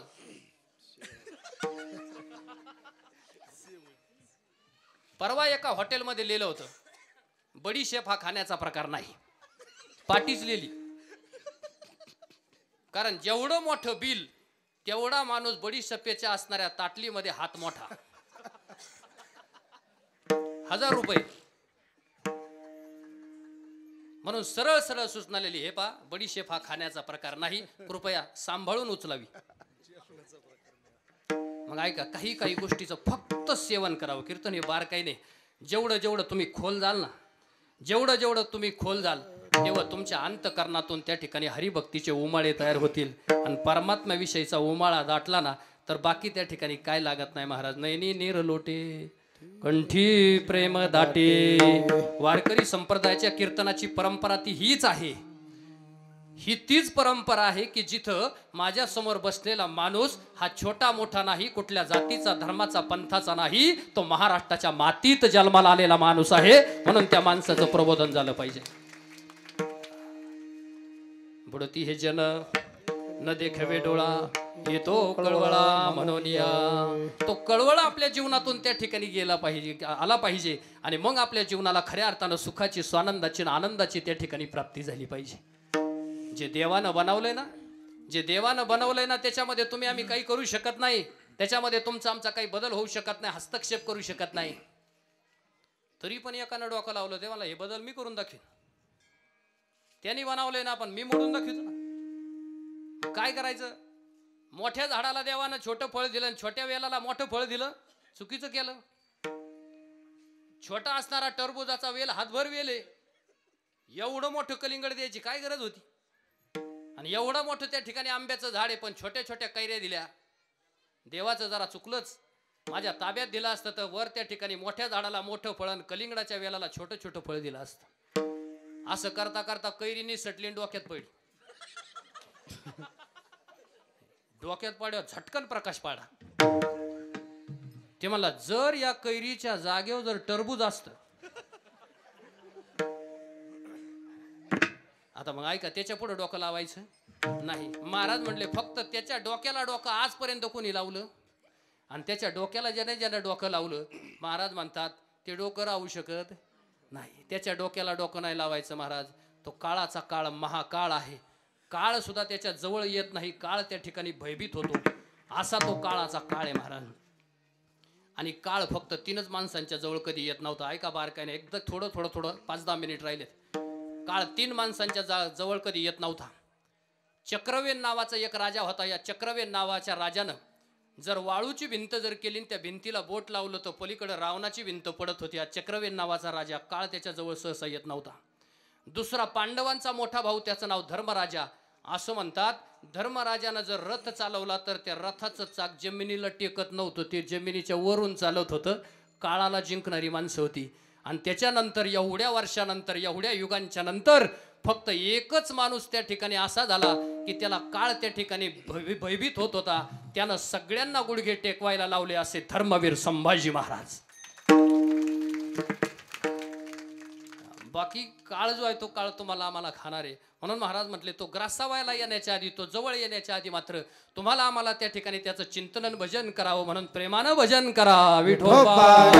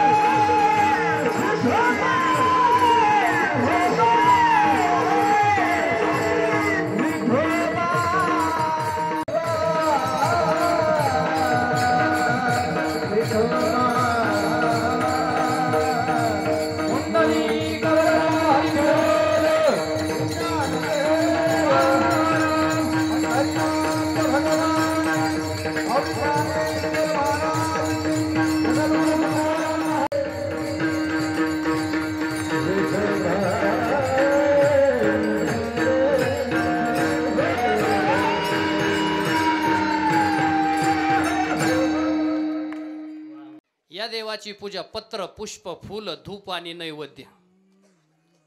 पत्र म्हणजे घराचे पत्र नाही. एकाने 2-4 सिमेंटचे पत्र देवाच्या दारात आणून टाकले. लोक म्हटले घोषणाच केली नव्हती तर आणली कशासाठी. सिमेंटचे 2-4 पत्र सकाळीच आणून टाकले. म्हटले मी रात्रीच कीर्तन ऐकलंय. म्हटले पत्र पत्रा सांगितला का म्हणजे पत्र व्हायचं. मग त्याला पत्र आवडतं, कोणतंही असू द्या ते पत्र आवडतं. नंतर पुष्प आवडतं. पुष्प म्हणजे फुल त्याला आवडतं. ते नाही जमलं तर त्याला धूप आवडतो म्हणजे अगरबत्ती आवडते. अगरबत्तीचे एक वैशिष्ट्य महाराज, आपल्या घरात लावली तर शेजाऱ्याला श्वास जातो, सुगंध जातो. हे अगरबत्तीचं वैशिष्ट्य. मंदिरात लावली तरी आजूबाजूला लोकांना वाटतं काय सुगंधित अगरबत्ती लावली. याचा अर्थ ज्यानं ती अगरबत्ती लावली ना त्याला ते पुण्य प्राप्त झाल्याशिवाय राहणार नाही. आणि देवाला दीप आवडतो. दीप म्हणजे दिवा. मग आता बरं का बार काय नाही का, सूर्यासारखा जो प्रकाशमान आहे त्याला आपल्या दिव्याची काय गरज असेल लागत नाही. पण तुम्ही जो दिवा लावलाय ना त्या दिव्यानं थोडा का होईना अंधार दूर झाला आणि तिथून जाणाऱ्या माणसाला वाट सापडली, त्याच्यासारखं मोठं पुण्य नाही. आणि शेवटचा आहे तो देवाला आवडतो तो नैवेद्य. किती मोठा आहे किती छोटा आहे कोणतं कशाचं आहे हे त्याला माहिती नाही. पण तुम्ही ज्याच्यासाठी समर्पित करायचा आहे तो समर्पित भाव थोड्या वेळासाठी का होईना तुमच्या देहात तयार झाला, त्या समर्पित भावाला महत्त्व आहे म्हणून देवाला नैवेद्य आवडतो. आणि एक सांगू का, सगळ्या लोकांना हे असे हात जोडल्यानं देवाला हात जोडल्यानं आपल्यामध्ये देवामध्ये काही परिवर्तन होतं की नाही मला माहिती नाही. त्याला बदलायला आपण त्या ठिकाणी मोठे नाहीत, आपण त्याला बदलू शकत नाही. हात जोडल्यानं देव बदलत नाही, पण ज्यानं हात जोडले त्याच्या जीवनात परिवर्तन झाल्याशिवाय राहत नाही. म्हणून हे हात जोडण्याला फार महत्व आहे महाराज. नाही जोडले तर महाराज म्हणतात की त्या ठिकाणी तो माणूस अहंकारी झाला. आणि अंतकरणाला 4 भाग आहेत. मी मगाशी सांगायचं राहून गेलं. अंतकरणाला 4 भाग आहेत. एक म्हणजे मन, दुसरं बुद्धी, तिसरं चित्त आणि शेवटचा अहंकार. पहिले 3 दिसत नाही, पण चौथा मात्र दिसतो. कसा दिसतो? माणसाच्या चालण्यातच दिसतो. माणसाचं मन दिसतं का? नाही. माणसाचं चित्त दिसतं का? नाही. माणसाची बुद्धी दिसते का? नाही. पण माणसाचा अहंकार ते तर आपण सहज ओळखू शकतो. मग महाराज म्हटले अहंकाराचा वारा न लागो राजसा. तुम्हाला 150 वर्ष पाहिजे ना जगायला, घेऊन टाका. तुम्हाला 150 वर्ष जगायचे ना, दिले जा. आपण एक आठ आहे बरं का. कोणती आठ आहे माहिती का? ऐका. माझिया विष्णुदासी भाविकाशी. तू कोणाचा दास पाहिजे? हा, त्याचा दास पाहिजे. मग तुला किती मिळेल? अकल्प आयुष्य मिळेल. हा पण ते मिळाल्यानंतर तुझं एक गोष्ट वाढू नये, अहंकाराचा वारा. मग महाराज म्हटले त्याच्या चरणी लीन झालं पाहिजे. अरे त्याच्यासाठी लीन झाले तानाजी बाजी यसाजी नेताजी लीन झाले हो. हत्तीचं बळ होतं या माणसांच्या अंगामध्ये, हत्तीचं बळ होतं. पिसाळलेला हत्ती यसाजी कंकानं त्या ठिकाणी अशी तलवार चालवली तर हत्तीची सोंड कापून टाकली होती. तर त्या ठिकाणी बलाढ्य असणारा हत्ती जमिनीवरती लोळावला होता. मग विचार करा, हत्ती लोळावणारा माणूस हत्तीपेक्षा मोठ्या ताकदीचा असेल का नाही? कोंढाण्याच्या किल्ल्यावरती स्वारी केली तर रक्ताच्या थारोळ्यामध्ये पडणारा तानाजी शेवटपर्यंत लढत राहिला आणि कोंढाणा काबीज केला. या नरसिंहांच्या अंगामध्ये हे बळ आलं कुठून? महादेवाची ताकद. ही महादेवाची ताकद. हे भैरवनाथाला भजणारे, भैरवनाथाची पूजा करणारी माणसं. शिखरच्या शंभू राजाला ज्यावेळी त्या ठिकाणी शंभू राजाचं मस्तक फोडलं गेलं तेव्हा ती मंदिर जेव्हा फोडलं गेलं तेव्हा छत्रपती शिवाजी महाराजांनी प्रतापगडाच्या पायथ्याची लढाई केली आणि त्या असणाऱ्या ज्यांनी शिखर शिंगणापूरचं ते मंदिर फोडलं त्या असणाऱ्या त्याच ठिकाणी बदला घेऊन टाकला. लीनता फार महत्वाची आहे. शिवा स्वराज्यावरती संकट आले. पन्हाळ्याचा किल्ला आहे, पन्हाळ्याच्या किल्ल्यावरती 2.5 महिने झालं राजे बांधलेले आहेत. 2.5 महिने राजे त्या पन्हाळ्याच्या किल्ल्यावरती आहेत आणि पन्हाळ्याच्या किल्ल्यावरती शिवा नाव्ही काशीद सारखा एक मावळा राजांची सेवा करण्यासाठी उभा आहे. आणि म्हटले राजे म्हटले शिवा काशीदला, म्हटले अरे शिवा स्वराज्यावरती संकट आले. ऐका ना, स्वराज्यावरती संकट आले अशा म्हटल्यावरती त्या शिवा काशीदच्या मुखातून बाहेर पडलेलं वाक्य काळी चिरत जाणार आहे. तो शिवा काशीद म्हटला, राज स्वराज्यावरती आलेलं संकट जर माझ्या मरणानं दूर जात असेल तर त्या स्वराज्यासाठी 10 वेळा मी मरायला तयार होईल. एकदा नाही, किती वेळा? 10 वेळा मरायला तयार होईल, पण ते संकट स्वराज्यावरचं दूर झालं पाहिजे. म्हटले अरे संकट दूर करायचं असेल तर फक्त एकच उपाय, युक्ती सुचवतो. ती युक्ती अशी आहे, माझ्या अंगातला अंगरखा तुला घालायचा आहे आणि माझ्या डोक्यावरचा जरीटोप तुझ्या डोक्यावरती घालायचा आहे. आणि एक सांगू का शिवा, आयुष्यभर माझ्या पायामध्ये मी जडावा घातल्या ना, ज्या जडावा पायातल्या तेवढ्या तुला पायात घालायच्यात.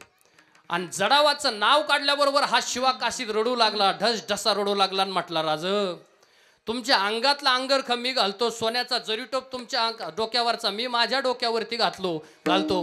पण एक सांगू का राज, ज्या जडावाच्या शेजारी माझ्यासारख्या सामान्य मावळ्याची उभं राहण्याची साधी पात्रता सुद्धा नाही राज, ते तुम्ही मला पायात घालायला सांगता राज? होय रे शिवा, स्वराज्यावरती संकट आलं ना, आता मला दुसरा काही पर्याय सुचत नाही म्हणून मी तुला निवडलंय. माझ्या जडावा तू पायामध्ये घालायच्या आणि शिवाजी राजांसारखं त्या ठिकाणी हुबेहूब त्या ठिकाणी चालायचं, तलवार हातामध्ये घ्यायची आणि त्या पालखीत बसायचं. असं म्हटल्यावरती त्या ठिकाणी शिवा काशीदच्या डोळ्यामध्ये पाणी आलं. शिवा काशीदला रडताना पाहून स्वतः छत्रपती शिवाजी महाराज रडले, कारण राजांना माहिती होतं जर हा शिवा काशीद माझ्यासारखा जर दिसत आहे, राजासारखा दिसत आहे, तर याची संकट कमी होतील का वाढतील? तो जर राजासारखा दिसायला लागला तर शिवाजी राजांना त्या ठिकाणी शत्रू किती होते, आणि जर राजासारखा दिसायला लागला तर त्याचे शत्रू वाढले का कमी झाले? वाढले. राजांना कळून चुकलं की लढाई त्या ठिकाणी भयानक होणार आहे. राजांच्या डोळ्यामध्ये पाणी आलं आणि राजातल्या डोळ्यांचं पाणी पाहून तो शिवा काशीद बोलता झाला आणि म्हटला, राज मला माहिती या लढाईतून मी परत कधी मागं येणार नाही, पण एक सांगू का राज, या लढाईतून मी पाठीमागे येणार नाही. मी गेल्यानंतर हजारो लोक रडतील मला माझ्यासाठी, पण आज माझ्यासाठी स्वतः पन्हाळ्याच्या किल्ल्यावरती छत्रपती शिवाजीराजे रडले, याच्यापेक्षा माझं मोठं भाग्य काय असेल? पण राजा एक सांगतो ऐका ना, मी घरी येऊन ज्या वेळेस निघालो ना तेव्हा मी माझ्या आईला वचन दिलं होतं की आई, ही लढाई संपल्यानंतर मी 6 महिन्यानं स्वतः छत्रपतींना घेऊन मी आपल्या घरी येईल. लढाई संपली की मी 6 महिन्यानं आपल्या घरी येईल आणि येताना एकटं येणार नाही, तर माझ्यासोबत जे कोणी असतील ते स्वराज्याचे छत्रपती असतील मी त्यांना घेऊन येईल. मी तसा मोकळा येणार नाही. पण एक सांगू का राज, माझं स्वप्न ते स्वप्नच राहिलं. मला माहिती आहे मी आता माझ्या घरी परत कधी जाणार नाही. पण राज एक काम करा, ही लढाई संपल्यानंतर 6 महिन्यानं बरोबर त्या ठिकाणी माझ्या आईला भेट द्यायला जरूर जा, माझ्या आईला भेटायला जा. असा हात हातामध्ये घेतला आणि त्या हात त्या ठिकाणी छत्रपती शिवाजी महाराजांनी तो हात शिवा काशीच्या हातामध्ये घेतला, भरल्या डोळ्यांनी वचन दिलं आणि सांगितलं, चिंता करू नको, 6 महिन्यानंतर कुठलाही त्या ठिकाणी प्रसंग येऊ द्या, कुठलीही अडचण येऊ द्या, हा जिजाऊचा पुत्र शहाजी पुत्र तुमच्या घराला भेट दिल्याशिवाय राहणार नाही. हा छत्रपती शिवाजी महाराजांचा संकल्प आहे. शिवा काशीत पालखीमध्ये बसला आणि शिवा काशीत पालखीमध्ये बसला आणि काही अंतरावरती ती पालखी गेली आणि ती पालखी सिद्धीच्या सैन्यांनी पकडली. पकडल्याबरोबर पायाच्या नखापासून पाहिलं, डोक्याच्या केसापर्यंत पाहिलं तर म्हटले, अरे हे राजे नाही दुसरंच कुणीतरी आहे. म्हणून तलवार उपसली, तलवारीचा एकच वार त्या शिवा काशीच्या अंगावरती झाला. अंगाच्या 2 फाकड्या झाल्या महाराज, पण उसळलेल्या रक्तानं आवाज दिला, जन्माला जरी शिवा काशीत म्हणून जन्मलो, मरताना छत्रपती शिवाजी म्हणून मरेल, असं त्या ठिकाणी तो शिवा काशीत म्हणला. शिवा गेला गेला गेला तो थेट स्वर्ग लोकाला गेला. शिवा गेला तो स्वर्ग लोकाला गेला, कारण अशा पराक्रमी मावळ्यांची जागा एकतर या हृदयात आहे, नाहीतर थेट त्या देवाच्या दारात आहे. याच्या पलीकडे दुसरी जागा नाही. ऐकताय ना तरुण पिढी, ऐका.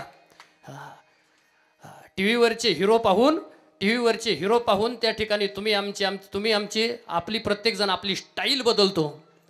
टीव्हीवरची हिरोईन पाहून मुली आपल्या स्टाईल बदलवतात, परंतु या देशामध्ये या स्वराज्यासाठी त्या ठिकाणी जे मावळे लढले त्या मावळ्यांचा विचार पाहून मी म्हणतो, आपली स्टाईल नाही जरी बदलली तरी चालेल, पण आपल्या जीवनातला विचार जरी बदलला तरी समजायचं आपलं जीवन सुखी झालं. शिवा गेला तो स्वर्ग लोकाला गेला, स्वर्गाला गेला. आणि महाराज बरोबर 6 महिन्यानं छत्रपती शिवाजी महाराजांची स्वारी आली. दरबारामध्ये त्या ठिकाणी ती स्वारी आली, ती थेट आली शिवा काशीच्या दारात. शिवा काशीची आई दारामध्ये उभी, एकटक पाहते, आता नाही थोड्या वेळानं माझा शिवा येईल, त्या वेशीतून आत येईल, असं त्या ठिकाणी ती आई एकटक नजरेनं पाहते. आणि अचानक तिच्या लक्षात आलं, अरे राजांची स्वारी आली पण माझा शिवा आला नाही. राजे आले आणि त्या माऊलीच्या आल्या आल्या त्या ठिकाणी चरणाला हात लावला, पायाला हात लावला आणि म्हटले, माते मी तुमच्या शिवाला आणू शकलो नाही. काळीच कापलं, जड अंतकरण झालं. अरे ज्या माणसानं 5 शहांना 40 मुंड्या चित करून टाकलं, सिंहाचं हृदय पोलादी छाती असे आमचे छत्रपती, भवानी तलवार हातामध्ये घेऊन या हिंदवी स्वराज्याची स्थापना केली, ते राजे आईच्या समोर नतमस्तक झाले आणि डोळ्यामधून अश्रूंच्या धारा बाहेर आल्या आणि म्हटले, आई तुमच्या शिवाला मी आणू शकलो नाही, या राजाला माफ करा. अरे एखादी आई म्हटली असती, राज याच्यासाठी मी तुम्हाला तुमच्याकडे पाठवलं होतं का? पण ती आई साधी सोपी नव्हती, तुमच्यासारखी माता भगिनी होती. ती माता भगिनी म्हटली, राज त्या पंढरपूरच्या मालकानं देवा पांडुरंगानं या शिवासारखी जर 4 पोरं माझ्या पदरात दिली असती राज, तर ही 4ही पोरं तुमच्या स्वराज्यासाठी देऊन टाकली असती, असं म्हणणारी आई होती महाराज. म्हणून सांगायचं तात्पर्य एवढंच आहे की या आईच्या संस्कारामध्ये किती ताकद आहे. म्हणून अशा माता भगिनी या राष्ट्रामध्ये घडल्या आणि म्हणून तर खऱ्या अर्थानं या पुढे या सावित्रीच्या लेकी शिकल्या. आता इथं असं कोणी नाही का जे 10वी झालं नाही, कोणी असं नाही का ज्याची 12वी झाली नाही. आता काळ असा नाही राहिला महाराज, सगळे 10वी पास झाले, सगळे 12वी. कसे का पास व्हायना, कसे का म्हणजे, पण झाले का नाही? शासनानं सवलत काढली महाराज, शासनानं सवलत काढली. तुम्ही नापास झाले ना, लगेच महिन्यात तुम्ही पेपर देऊन पुन्हा 1.5 महिन्यात पास होऊ शकता. पण जुनी जी लोक आहेत ना, ते मॅट्रिक नापास झाली ना, सारख्या फाईट द्यावा लागायच्या. आणि तिथं लढता त्या ठिकाणी माणसं गारच झाली हो. 5-5, 10-10 वर्ष जर फाईट द्यायची तो माणूस पासच होईना. त्याचं कारण शिक्षण सुद्धा तसं कडकच होतं महाराज. आजूबाजूला इकडं तिकडं पाहण्याचं त्या ठिकाणी काही कारणच नव्हतं. म्हटले महाराज, म्हटलं इकडं तिकडं काही पाहण्याचं कारण नाही, ठाईचं बैसोनी आवडी अनंत अडवावा. मग अशा पद्धतीने जेव्हा तुम्ही त्या ठिकाणी इकडं तिकडं पाहू नका, तर फक्त भगवंताचं दर्शन घ्यायच्या, त्याच्या दर्शनानं तुम्ही पापमुक्त होताल. तुका मने महापात के पतित, तुका मने महापात के पतित, एक तुका मने महापात के पतित, पत के पतित, पत के पतित, तुका मने महापात के पतित, तुका मने महापात के पतित, महापात के पतित, तुका म्हणे महापातके पतित तुका म्हणे महापातके पतित एक तुका म्हणे महापातके पतित पतके पतित पतके पतित तुका म्हणे महापातके पतित तुका म्हणे महापातके पतित तुका म्हणे महापातके पतित पतके पतित पतके पतित होती जीवन मुक्त हे आमाते होती जीवन मुक्त हे आमाते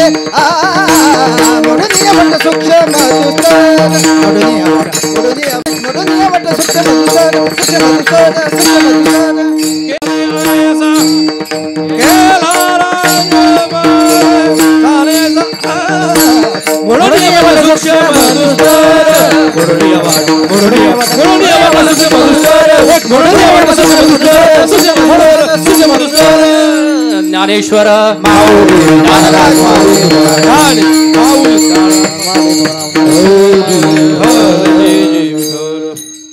झालेली सेवा भगवान काळ भैरवनाथाच्या चरणी या ठिकाणी समर्पित करतो. पाहता पाहता जवळजवळ 2.25 तास झाले आपण आहे त्या जागेवरती त्या ठिकाणी बसून आहात. कार्यक्रमाचं ज्यांनी सौजन्य गेलं असे असणारे आमचे विद्यार्थी जे आहेत ते अक्षय बाळा या खऱ्या अर्थानं सौजन्य देणाऱ्यांना मनपूर्वक धन्यवाद देतो. अन्नदान करणाऱ्यांना भाग्यवंत म्हणतो. आपण सर्वजण गेल्या 2 तासापासून अतिशय गोड चिंतन ऐकत राहिले. प्रसादाचा अधिकार आपोआप प्राप्त होतो. म्हणून कानानं आणि मनानं तुम्ही त्या ठिकाणी प्राप्त झाले. अतिशय गोड असणारं गायन हरिभक्तपरायण राजदीप महाराज असतील, देवीदास महाराज असतील, अक्षय महाराज असतील, गणेश महाराज असतील आणि महाराज त्या ठिकाणी महाराजांचं अतिशय गोड गायन त्या ठिकाणी आहे. त्यांनाही मनपूर्वक धन्यवाद देतो. सगळे असणारे वारकरी संस्थेतील विद्यार्थी असतील त्यांना मनपूर्वक धन्यवाद देतो. रावडे बाबा असतील, आमचे लंके असतील, त्याचप्रमाणे श्यामकांत मुंगशे असतील, पंडित मुंगशे असतील, दादा महाराज दिवटी असतील, खेशे महाराज असतील, त्या ठिकाणी इकडे दिलीपराव दिवटी असतील. आपण सर्वजण या कार्यक्रमाच्या निमित्तानं उपस्थित आहात. घोड्याची टाप तशी मृदुंगाची थाप असणारे निलेश महाराज असतील, त्याचप्रमाणे विनयकरी असणारे विनाधारण करणारे बाबा असतील, तुळशी कलश ज्यांनी डोक्यावरती घेतल्या त्या माता भगिनी असतील, पलीकडे ते असणाऱ्या माता भगिनी असतील, पलीकडे असणारे माता भगिनी असतील, त्याच्यानंतर जेवणाला जे राखाने त्यांना सुद्धा मनपूर्वक धन्यवाद देतो. आता ऐका बरं, आता वेळ राहिला नाही, पण अन्न हा यज्ञ उदरभरण नव्हे जाणीजे. आणि ऐका, जो कोणी यज्ञाचं कीर्तन चालू असताना 2 तास संरक्षण करतो, कीर्तन चालू असताना जो कोणी त्या यज्ञाचं 2 तास संरक्षण करतो, भगवंताच्या कृपेनं त्याला कीर्तनामध्ये बसणाऱ्या इतकं पुण्य प्राप्त होतं. प्रत्येक गोष्ट महत्त्वाची. इकडे आमचे मित्र त्या ठिकाणी आहेत पायरीवरती बसलेले, त्यांनाही मनपूर्वक धन्यवाद देतो. तरुण तडफदार असणारे या ठिकाणी सर्व तरुण त्या ठिकाणी देवाच्या दारात बसलेत, त्यांनाही मनपूर्वक धन्यवाद देतो. आपण सरपंच असतील, उपसरपंच असतील, आपण सर्वजण या कार्यक्रमाच्या निमित्तानं उत्तम प्रकारचं आयोजन नियोजन सगळ्यांना मनपूर्वक त्या ठिकाणी धन्यवाद देतो. आणि पुन्हा एकदा हा कार्यक्रम युगानुयुगे जेव्हा जेव्हा तुम्हाला वाटेल की प्राध्यापक शिंदे महाराजांचं कीर्तन ऐकायचं तर ते मात्र त्या ठिकाणी या यूट्यूब चॅनलवरती त्या ठिकाणी तुम्हाला पाहायला मिळेल, ते तुम्हाला ऐकायला मिळेल. हे कायमचं त्या ठिकाणी आठवणीमध्ये राहिलं, त्यांनाही मनपूर्वक धन्यवाद देतो. त्याचप्रमाणे गजर हरिनामाचा यूट्यूब चॅनल वैजापूर यांनी सुद्धा त्या ठिकाणी फक्त त्या ठिकाणी हा सगळा कार्यक्रम जोडण्याचं काम केलं नाही, तर दुसऱ्या दिवशी त्या ठिकाणी नाश्त्याचे त्या ठिकाणी पंगत देण्याचं काम केलेलं आहे. म्हणून त्याही भाग्यवंतांना मनपूर्वक धन्यवाद दिले पाहिजेत. अरे दान केलं पाहिजे महाराज, दान केलं पाहिजे, थोडं व्हायना दान केलं पाहिजे. सुईच्या टोका एवढं करावं, एकाने सुईचे टोकं खुडून आणली तर ते सुईच्या टोका एवढं का होईना केलं पाहिजे. हां, हे केलं पाहिजे. नाही तर एकाला सोनं सापडलं म्हणलं देवाच्या कृपेने ना, मग देवाला देऊन टाकू. बांगडी खाली ठेवली, सोन्यावर उधाळ म्हणलं, जेवढं आत पडन तेवढं देवाचं, सगळं बाहेर पडलं. मग म्हणलं आता वर्तुळ मोठं करतो, अख्ख्या गावाच्या कडनं वर्तुळ केलं ना, असं उधाळलं म्हणलं बाहेर पडेल तेवढं देवाचं, सगळं आत पडलं. आणि मागून म्हणला जेवढं मिळालं ना आता ते बांगडी नको काहीच नको, फक्त वर उधाळतो. आणि त्याच्यानंतर म्हणला जेवढं वर राहीन तेवढं देवाचं. आता राहीन का वर असं फेकलं. त्यासाठी भाव अंतकरणामध्ये लागतो. थोडी का होईना सेवा करा. जो कोणी सेवा करायला ईश्वराच्या कृपेनं, भैरवनाथाच्या कृपेनं त्याचं काही सगळं त्या ठिकाणी चांगलं होईल. वेळ थोडा 10 मिनिटं जादा झाला, परंतु त्या ठिकाणी सूचना होत्या, याच्यानंतर काही सूचना होतील, त्या सूचनांचं पालन करा. सूचना अगदी थोडक्यात असतील त्याची काही चिंता करू नका. आणि म्हणून ज्ञानासाठी गेलेला वेळ हा कधी वाया जात नाही. देवासाठी दिलेला वेळ हा कधी वाया जात नाही, म्हणून तुमचा वेळ सत्कारणी लागावा एवढीच अपेक्षा या ठिकाणी व्यक्त करतो. आयोजक नियोजक संयोजक त्या ठिकाणी सगळ्यांना धन्यवाद देतो. माझा आवाज लोकांच्या काळजापर्यंत ज्यांनी पोहोचवला त्या साऊंड सिस्टीमला मनपूर्वक धन्यवाद देतो. आमचा विद्यार्थी ऋषिकेश रावडे त्यालाही त्या ठिकाणी धन्यवाद देतो. महाराज कधी कुणाच्या पुढं वाकत नाहीत आणि वाकले तर फक्त गुळाच्या खाड्याला. हातातील महाराज कधी कुणाच्या पुढं वाकत आणि वाकले तर देवाच्या पुढं. कीर्तनामध्ये जर वाकले चुकून, पण महाराज तुम्ही वाकायची सुद्धा त्या ठिकाणी तस्ती आम्हाला वाकून सुद्धा दिलं नाही. जागची जाग्यावर ताटली ठुली आणि फक्त झाकण उघडायचं आणि पुन्हा झाकण लावून घ्यायचं. एवढी सेवा महाराष्ट्रामध्ये फक्त कडूस गावातच होऊ शकते. म्हणून नाम सोहळा तुमचा 51 वर्षामध्ये ईश्वराच्या कृपेनं सद्गुरूच्या कृपेनं तो मोठा होईल. एक सांगू का, शेतकऱ्याचा सन्मान करा. आणि आत्ताही डोळ्यामध्ये तेल टाकून AK-57 हातामध्ये घेऊन जो सैनिक उभा आहे त्याच्यासाठी सुद्धा त्याचा मान सन्मान ठेवा. आणि एक सांगू का, वारकऱ्याच्या गंधाकडे पाहून आणि वारकऱ्याच्या कपड्या करून जाऊ नका. ते देवाचे सेवक आहेत म्हणून त्यांचा आदर करा. निश्चितपणानं तुमच्या जीवनामध्ये काही कमी पडणार नाही एवढीच अपेक्षा व्यक्त करतो. आणि झालेली सेवा भैरवनाथाच्या चरणी